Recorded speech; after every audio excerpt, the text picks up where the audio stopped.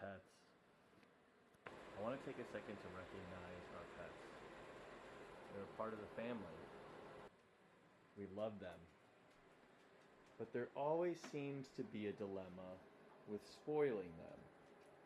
And what ends up happening is this.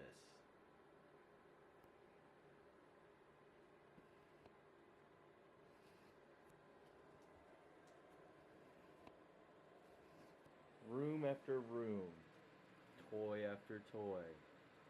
They find a way to be everywhere and anywhere. And that's what led me to a problem. But I think I have a solution.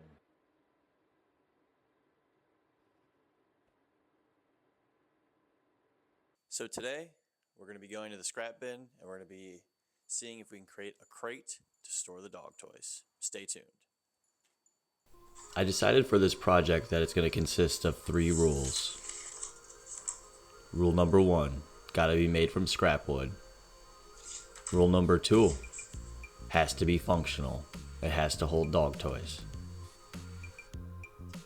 And I can only use 5 tools to create this. Let's dive in. In terms of scrap wood, I want to reach my pile. I have a bunch of random scrap wood. I have some paneling. I have some 1x3s. I have some cedar 1x4 boards. I have some cutoffs here. Definitely a mishmash of scrap wood. To start this project, I started out by ripping down this project panel into strips. The table saw is going to be my first tool in this project. Once we have all our strips cut, we'll be able to start assembling our crate.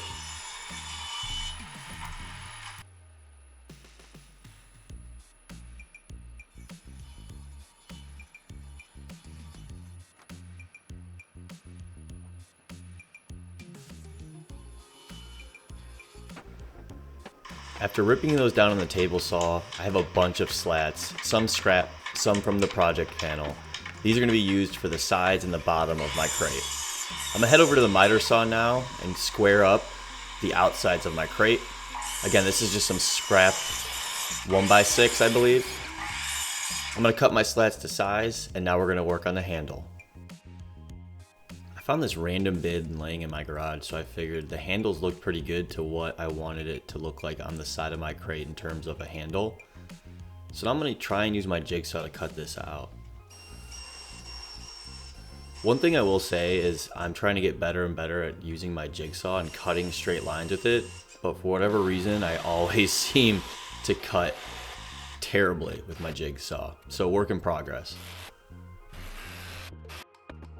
By this step we're in the assembly stage here, so I'm using some Titebond wood glue and my brad nailer, my 1-inch brad nailer. If you're keeping track, this will be the last tool within my arsenal here of 5 tools.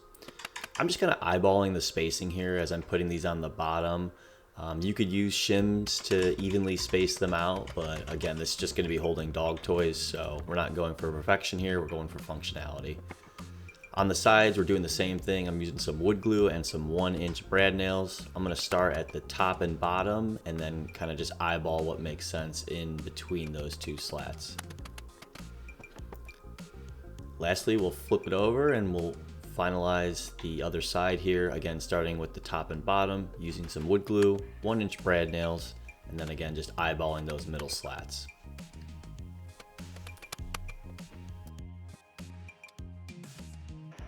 Last but not least, I sanded everything with 220 to make sure there was no sharp edges.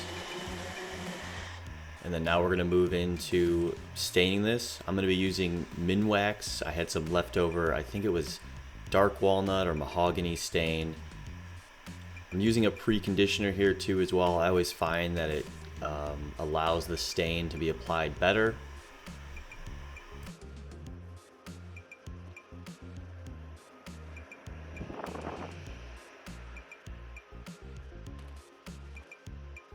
There you have it. Modern problems require modern solutions. If you got some scrap wood laying around and your dog, like mine, leaves toys all around, feel free to give this project a go. 1, it's functional. 2, I used scrap wood. And 3, I stayed within my 5 tools. Thanks so much for watching this video. If you think I earned it, feel free to subscribe or hit that thumbs up button, but stay tuned for more DIY builds.